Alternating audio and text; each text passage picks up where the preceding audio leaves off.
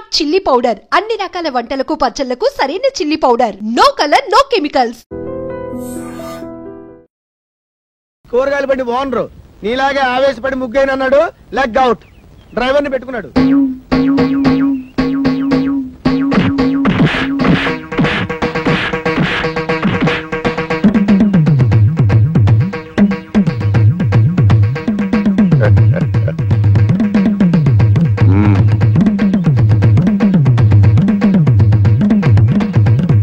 పెద్ద కోడలు లక్ష్మీదేవిని చూశారు కదా, ఇంకా రెండో కోడలు పార్వతీదేవిని చూడండి.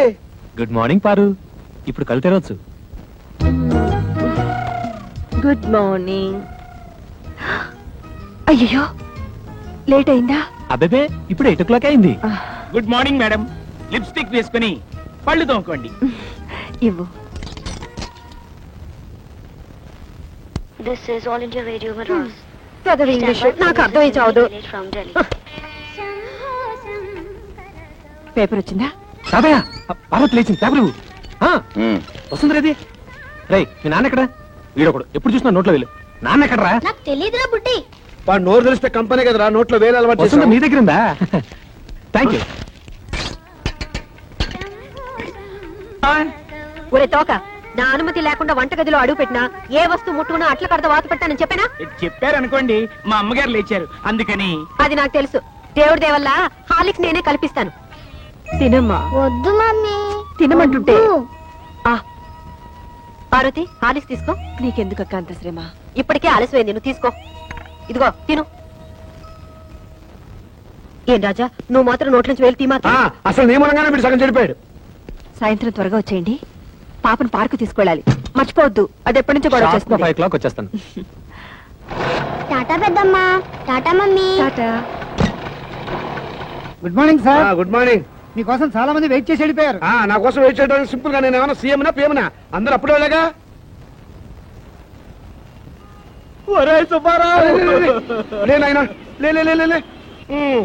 కష్టాలు మనుషులు కాక మానులకు వస్తాయా? ఇలాంటి సమయంలోనే గుండె దిటవు చేసుకోవాలి. ఒరే నా 15,000 ఎప్పుడు ఇస్తావురా? నువ్వు బాకీ తీరిస్తే తిరుపతి వస్తానని మొక్కుకున్నారా? ఏడ్చినట్టుంది. ఆ తిరుపతి వెంకటేశ్వర స్వామి అప్పు చేసి అక్కడ టెస్ట్ చేసి కూర్చున్నాడు. అయినా నువ్వు ముష్టి అప్పించి సింపుల్ గా 5 ఏళ్ళు కూడా అవ్వలేదు. అప్పుడు ఏంటయ్యా నీ గోలా? ఒరే నీ దగ్గర బాకీ వసూలు చేసుకురాకపోతే మా ఆవిడ నాకు విడాకులు ఇస్తానంటుంది. బాకీ తీరిస్తే మా ఆవిడ నాకు విడాకులు ఇస్తానంటుంది. మరి నా సంగతి ఏమిటి? రాయ్ ఇదిగో ఈ ఆవేశం అనర్థాన్ని దారితీస్తుంది. ఓ పని చెయ్యి, వచ్చే ఆదివారం డైరెక్ట్ గా ఆఫీస్ దగ్గరికి వచ్చి డబ్బులు ఇచ్చేస్తావా? ఎప్పుడు ఇస్తానో చెబుతా. నిజంగా? నిజంగా. ఆదివారం ఆఫీసు, ఆదివారం ఆఫీసు. ఆదివారం ఆఫీస్ ఉండదని కూడా తెలియదు వీడికి. పాపం నా అప్పు ఎలా వసూలు చేసుకుంటాడో ఏమిటో. Good morning. Good morning.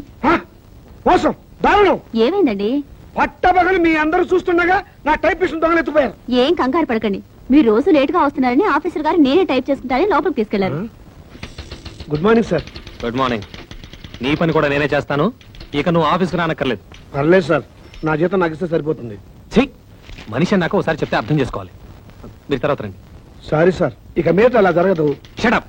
ఈ రొటీన్ డైలాగ్ విని విని విసిగిపోయాను. Get out.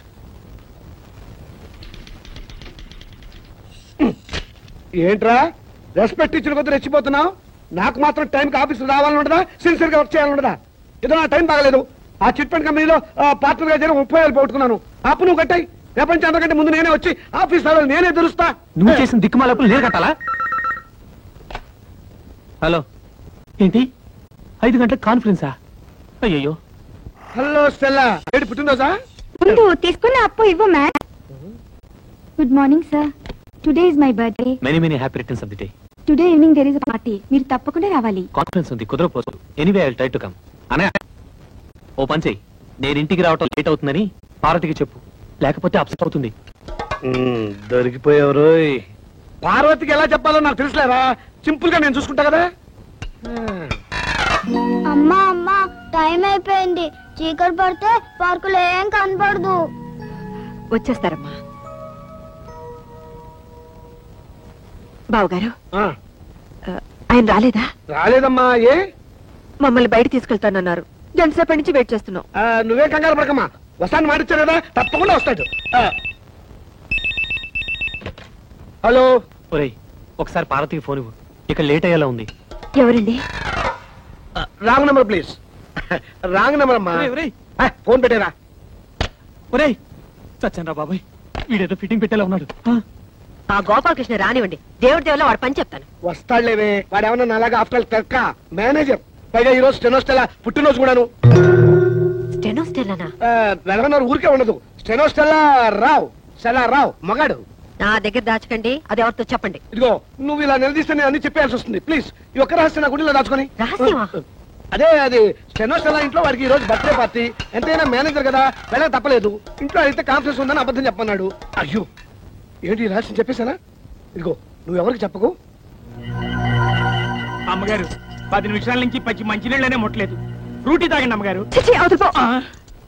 అమ్మగారు ఇలా బాధపడుతుంటే నేను తట్టుకోలేను.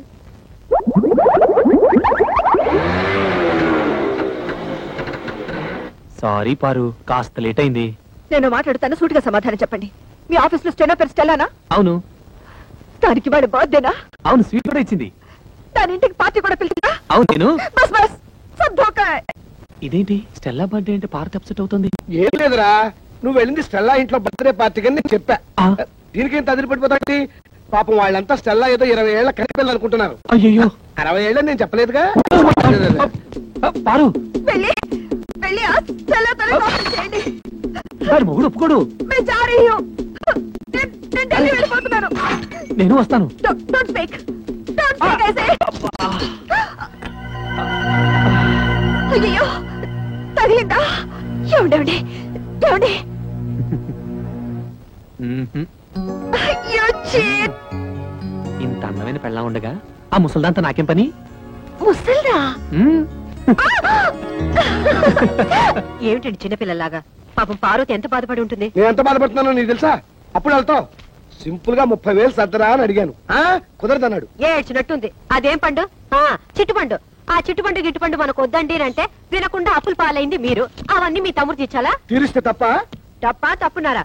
ఆయన మీకు 1,00,000 సార్లు చెప్పాను. ఏమండి, నా దగ్గర నగలున్నాయి, అవి తీసుకెళ్లి తాకట్టు పెట్టి అప్పులు తీర్చండి. అయ్యో వాడి సంగతి తేవద్దు. అవి ఎంతో ప్రేమగా మా అమ్మ నీకు ఇచ్చినవి.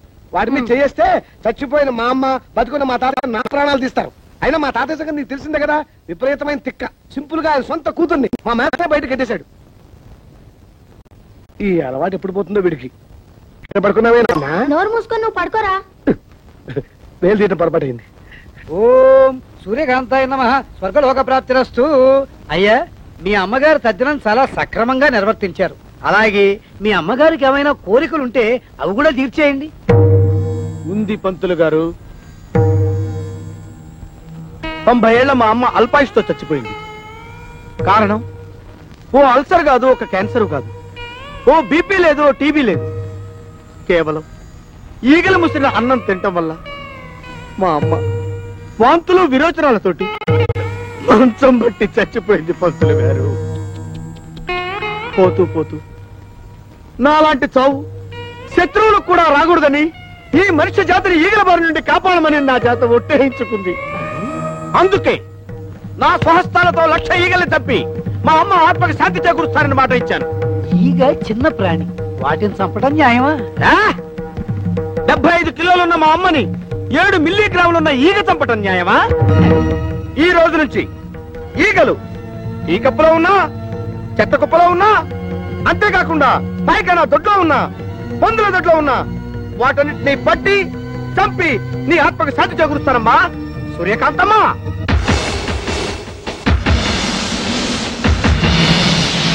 అయ్యా, ఇక నేను సెలవు తీసుకుంటాను.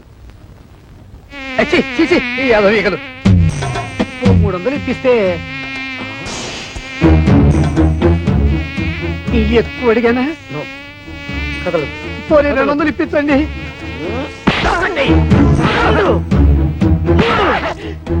అమ్మా, నీకు మాట ఇచ్చిన మొదటి రోజు 3 ఈగలు దొరికాయి. నమస్కారం అండి అయ్యగారు. రావయ్యా, కూర్చో. అమ్మాయి, చీరల సెట్ వచ్చాడు, రండమ్మా. పార్వతి చెరో 500కి 2 చీరలు తీసుకోండి అమ్మా. చదువుతున్నావా బాబు? చదువు తప్ప మా నోట్లో వెళ్ళి పెట్టుకోకూడదు. వెళ్ళి కోరా నక్క కుక్క ఏనుగు పంది.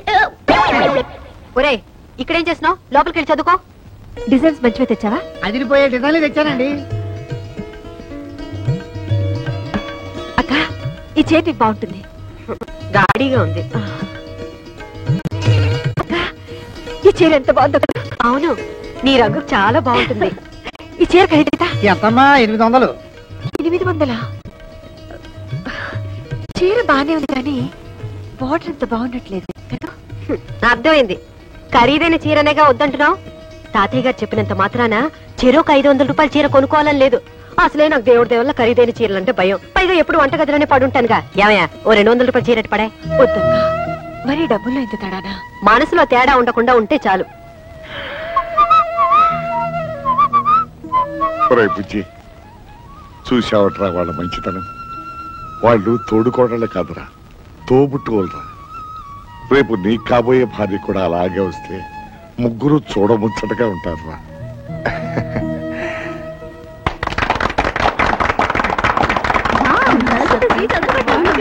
కాబట్టి అత్తామావల అధికారాలతోనూ తోడికోడళ్ల తగాదాలతోనూ ఈ అన్నింటికీ అడ్జస్ట్ అయి పడుంటే ఉమ్మడి కుటుంబం ఒక పెద్ద శాపం. కట్టుకున్న నేరానికి మొగుడు చెప్పిందే వేదమని, ఆయన గారిని కన్న నేరానికి అత్తామావలే ప్రత్యక్ష దైవాలని నెత్తిన పెట్టుకోవడం వల్లే రోజు రోజుకి కిరోసిన్ చావులు పెరిగిపోతున్నాయి. మీ కోడలు కూడా కిరోసిన్ చావే అనుకుంటాను. చిచ్చి, మా ఇంట్లో గ్యాస్. ఓహో, గ్యాస్ చావా? ఓ గాడ్. 3వ తరగతి కూడా పాస్ కాని పెద్ద కోడలు గారు తాను పట్టిన కుందేలికి 3 కాళ్ళని వాదిస్తే మనం ఎంఎస్సీ చదువుండి కూడా అవునక్క గారు మీరు చెప్పిందే కరెక్ట్ అని గొర్రెలాగా తలాడిస్తే అప్పుడు వాళ్ళకి మనం మంచి తోడికోడలం అవుతాం. Non sense. చివరిగా నేను ఒక మాట చెప్తున్నా, నాకే గాని అలాంటి ఉమ్మడి కుటుంబం దొరికితే అత్తగారి పెత్తనాన్ని చీల్చి చెండాడుతా, తోడికోడళ్ల తాట వచ్చి చెప్పులు కుట్టించుకుంటా. హలో, ఉమ్మడి కుటుంబం అంటే నువ్వెందుకు షాక్ అయ్యావు? అదే నాకెందుకు షాకు? నాకేమన్నా 2 అన్నలా, 2 వదినలా, ఒక తాత. అయినా నిన్ను ప్రేమించడానికి కారణం నువ్వు నాలాగే అనాథవని. ఎస్, అనాథనే. పెళ్ళయ్యేదాకా అనాథనే. అంటే అంటే పెళ్ళైన తర్వాత నువ్వు ఉంటావుగా, అది గుర్తుందా? 1991 జనవరి 3rd నువ్వు నా చేతిని ముద్దు పెట్టుకుంటాను అన్నావు. కానీ 1994లో కుదరదు అని చెప్పాను. అంటే 3 ఏళ్ల తర్వాత. కావాలంటే 1996 మార్చ్ 14th నువ్వు నన్ను ముద్దు పెట్టుకో అని చెప్పాను. అయినా ఇప్పుడు ఎందుకులే 1996 అంటే ఈ రోజు.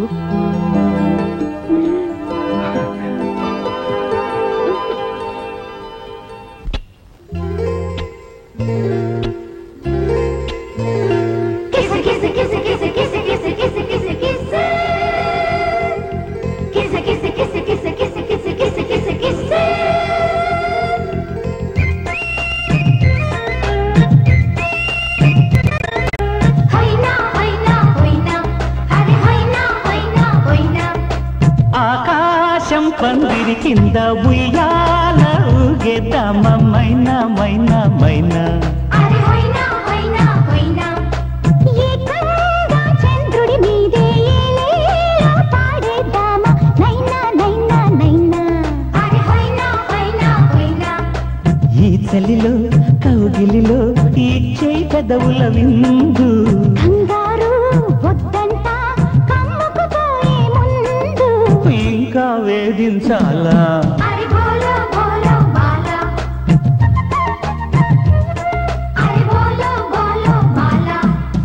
ఆకాశం పందిరి కింద ఉయ్యాల ఊగేద్దామా మైనా మైనా మైనా.